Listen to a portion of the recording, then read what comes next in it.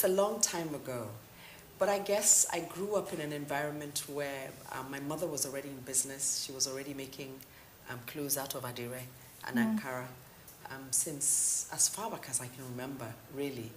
So I was out of sort of like transitioning between schools and wanting to make a decision in my life as to what I wanted to do. And I started working with my mother, I remember. And she gave me the opportunity to do what I wanted to do so that I could find out what I really wanted to do. And I think that's where it all started from. And I wanted so desperately to prove that it was possible to make good quality clothes in Nigeria. Because, you know, we have such a negative self-image about our own country that I think it's a battle I've fought all my life, that this is my country. It's the only country I have. It's where I best express who I am, even though I believe I'm a global citizen. But it's who I am. So I have to put my best foot forward and prove that there's nothing that is impossible for you as a Nigerian or for me as a Nigerian to achieve. We just have to be determined and we have to just want to do it.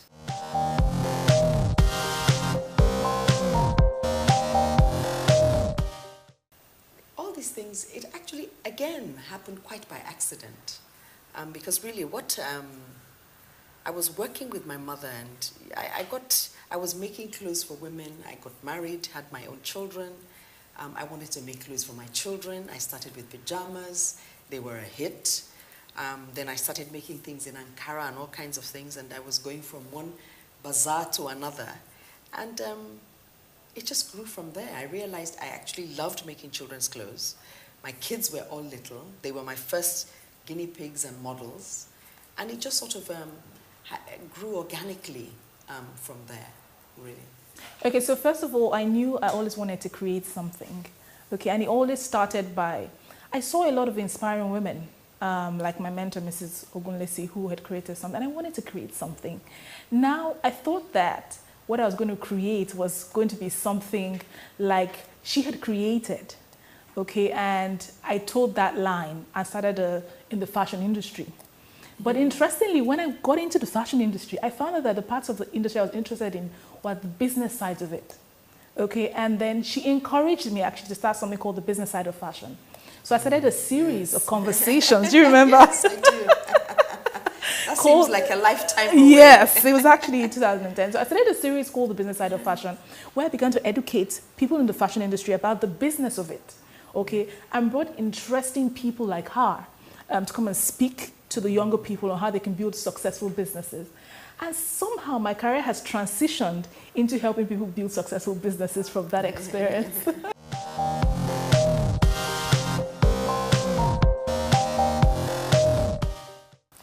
I think retail, we were in a space and time where retail was becoming, was growing in Nigeria. And you see the advent of all the malls being opened. And rather than have them filled with international brands, we decided to pitch our tent, the Ruff'n'Tumble tent, right beside international brands. Because then we can really measure, we can benchmark ourselves, how well we're doing. Are we at par with them? Can we compete with them? I was determined, because this is my country, I should be able to compete favorably with anybody who comes into my terrain. This is my culture. These are my people. So I should be able to compete. And we decided to draw out a business strategy and a business plan, and to roll out more stores in the malls. It was also demand driven, because by the time you now opened somewhere else, somebody would say, are you not coming to Port Harcourt? Are you not coming to Abuja? Are you not coming to Kano? Are you not coming to? Oh, yes, we're coming. So long as there's a mall there, we're coming. You know, but that's changed a little now, because the malls became frightfully expensive. And so trying to do small neighborhood stores for people to have access to the brand, to experience the brand, to know what our brand is about. Because the Ruff'n'Tumble brand is very colorful, is very engaging. The pieces that we have in our stores are, even if I say so myself, and I dare to say so myself, they're one of a kind, they're beautiful.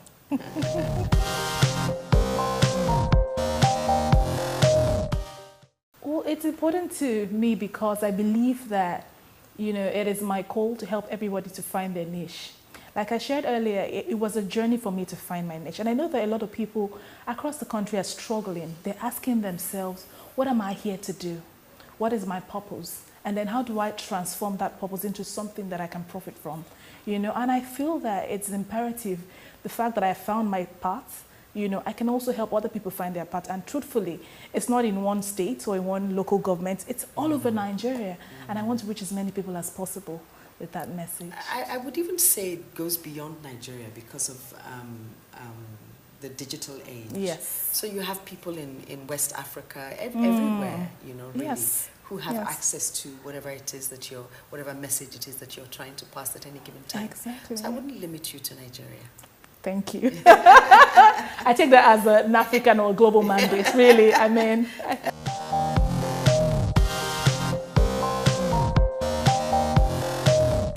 Many things I would do differently. But as many things as I would do differently, I probably wouldn't do many things differently. I think my business strategy, my mission, my vision for the business to impact people's lives, to take a bit of Nigeria and create something that looks and has a feel of internationalism, if you like. I think that was very important for me, and that would always remain. But what I would do differently is I would start my journey of personal growth much earlier in my life, which is why I feel very strongly now about a commitment to personal growth, a commitment to it's your skills and your talents are 20% of what you need. Your psychology and your emotional state is 80% of what you need to be successful. I agree. And mind that you have to define success in whatever success means to you. Success can be to somebody a lot of money. To somebody else is how many lives did I change? How many lives did I touch? Did I start something? Would I be remembered as a very rich woman, or would I be remembered as a trailblazer who started an industry, trailblazed an industry for children's clothing in Nigeria with a brand that outlived me? I would rather that than money. So I think for me, the definition of success constantly shifts. It's never in the same place. It depends on what I am focusing my attention on at any given time, and any place in time in the timeline of my life. That's time.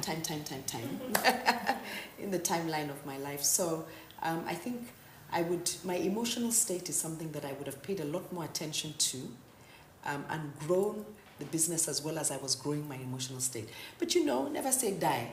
It's done anyway. Anytime you wake up is your morning. But when I think of how strong-willed I was, perhaps those were the things, relentless which is a fantastic skill to have, which you really need to be an entrepreneur anyway. But the truth of the matter is that if you want a business to outlive you, you have to be able to run that business with a team. So you need to be able to achieve results through people, because there comes a lifespan, time in the lifespan of the business where you alone cannot run the business. So you have to face who you are, you have to face your strengths, you have to face your weaknesses, you have to be honest with who you really are, and you have to create the persona that you wish to be, and then build yourself towards being that persona, becoming that person that you desire to be.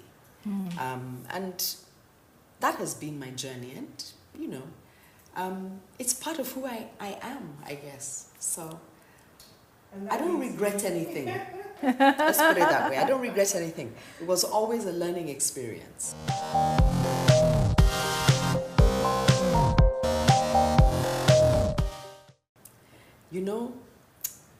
There was a time when I thought something has to give. Because I wanted to be a present mother. I wanted to be an active and attentive mother. But there was also a strong desire from within myself to fulfill the purpose for which I was created. And finding balance and finding integration meant that I needed to grow myself emotionally. And I needed to learn to lean on other women, to lean on a support system, to create structure in my home. As much structure as I have in my business, I created in my home. So there was a food timetable. There was a timetable for my children's activities after school. There was no, they didn't know what to do, or they didn't know where they were going to be. No, it was like a regiment. It was regiment. They were regimented. They woke up at a certain time. They learned to make their own bed because I didn't have a living nanny. I had a cook, but I didn't have a living nanny. So they got up, they learned to make their beds no matter how jaga it was. They bathed themselves, they washed their knickers, they washed their socks, no matter how clean or dirty they were, it wasn't important. The important thing was they were independent. Now, the more independent my children got, the better it was for me. Because we could have conversations about all kinds of things. They could tell me about what was going on. We built trust, we built I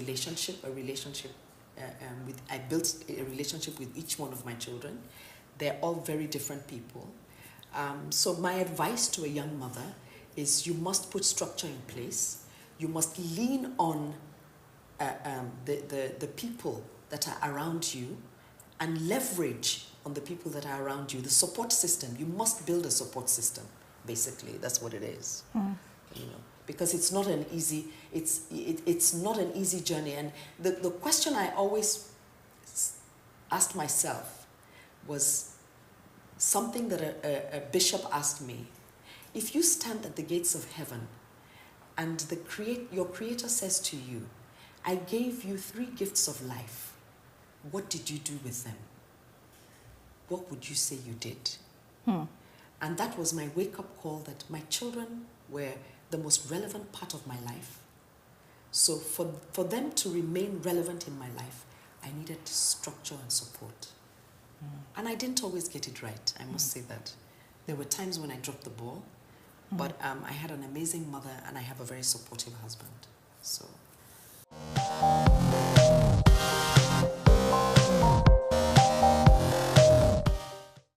Okay, so for me, I wanted to create a tool for people, something that was easy for people to take, to read, and to apply.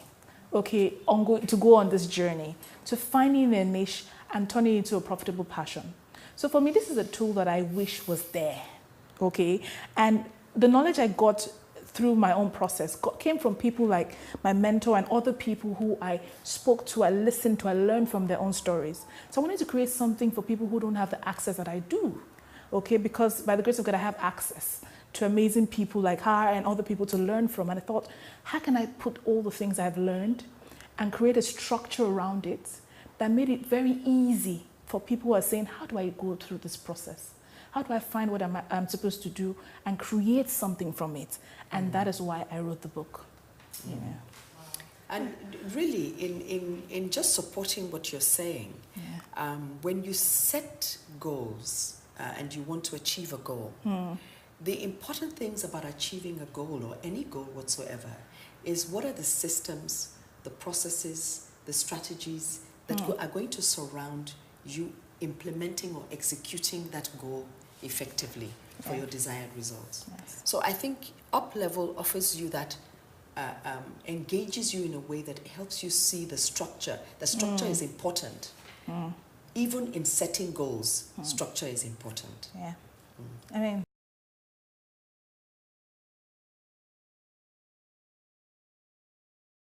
you know, the thing that drives me is contribution. I read from Tony Robbins that different people have different things that drive them. Some people is security, some people is making money and all that. For me, it's contribution. I want to really make a difference, you know, and that's what drives me. I'm very altruistic, you know, at the same time I want to make money, you know. There has to be a balance, you know, but then that's what it is for me. I want to make a difference. I want to be a positive influence in the lives of people. I want to give people permission and I want to give them a platform, you know, and so that is what inspired me to create, to write a book, you know, and to create this opportunity for other people to also go on the journey to finding their niche. And to support them on their journey. Yes. Uplevel supports you on your journey. Yes. Supports you. Yes.